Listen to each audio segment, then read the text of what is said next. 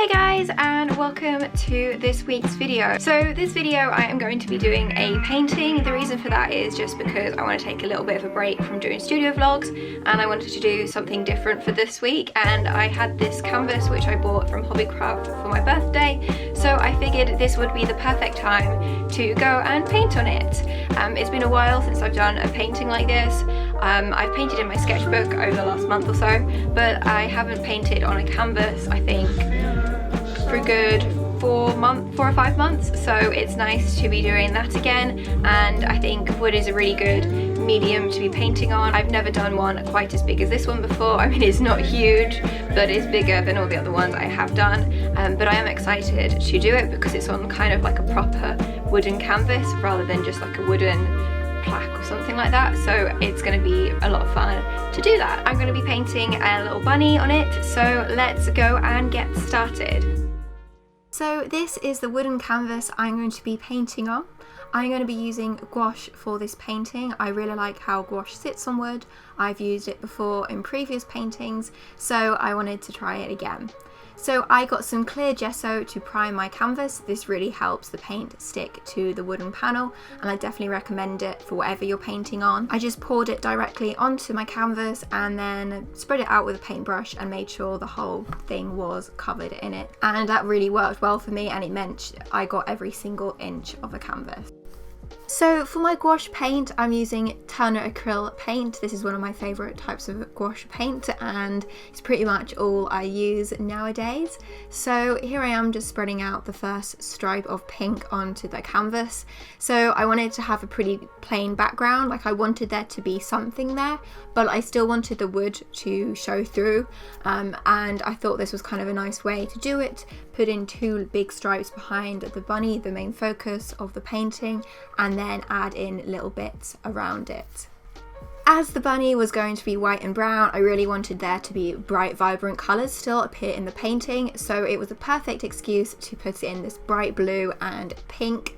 And then I also coloured in the stars like a bright orangey yellow colour, which is probably one of my favourite colours in the gouache selection I have, and I think it worked really well in the end. Obviously you have to wait until the end of the video to see how it came out, but I do think it was a nice fun contrast against the kind of plainer colours of the bunny, and just brings it all together and makes it a really exciting piece, but not too overwhelming with too much colour, just that nice little splash of colour that works really well with it. Once I finished the stripes, I went and did the stars. I really like how they came out, again, as I've already said, but I do think they are a nice contrast against the other colours we've got in there, and I think the blue, pink and yellow are really complementary to each other and work well together.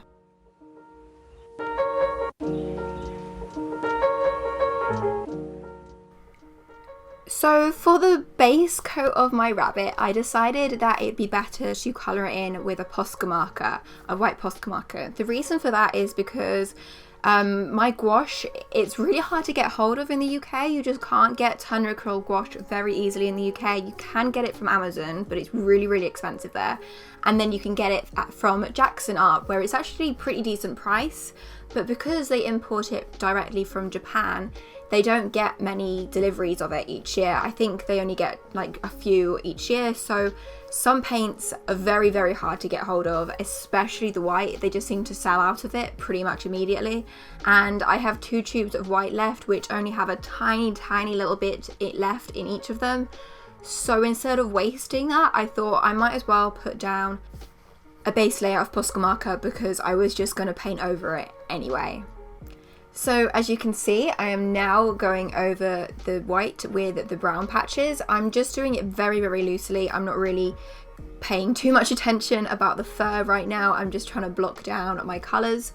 I do go over it a little bit with some little stripes and stuff, but I kind of just end up painting over that anyway, which you'll see in a minute.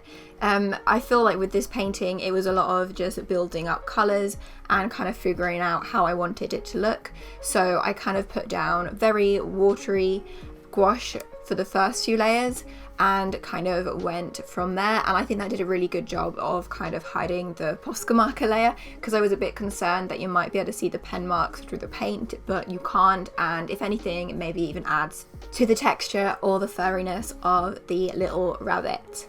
So I kind of, as you can see now, I'm working over the top of it with some white gouache. This is very watered down again, just because I didn't want to waste too much of my gouache paint. So I am layering it down, quite watery, but I do think it kind of adds a nice effect. And I did mix it a little bit with some other colours to add a little bit of extra texture in there and shading. So there's a little bit of blue and a little bit of red and pink in there. I did take a little quick break from doing that to paint in the nose though. I think that is one of my favourite things about gouache, is that you can water down the paint and just build it up to add in different textures. So you can make two very different paintings with the same medium, and they can look completely different to each other. That's what I think it's so good, because you can use it in so many different ways. It's so versatile, and you can just kind of experiment with it and have fun, and kind of do new things with it all the time. So I think this painting kind of ended up looking a bit like an oil painting, but I kind of liked the texture there, and I don't think that was really an issue, because I don't really like oil paints. I haven't really used them before, so using a medium I already know how to use was kind of better for me, and I think that gouache still creates a really nice texture, and the wood adds to that too. So as you can see here, I'm now kind of going in and building the shadows of the rabbit. I was kind of a little bit worried that he'd end up being too white, and I just needed a little bit more dark bits in there, so I kind of went in there with the brown and then went over in white and kind of blended it all together until I was happy with how it looked.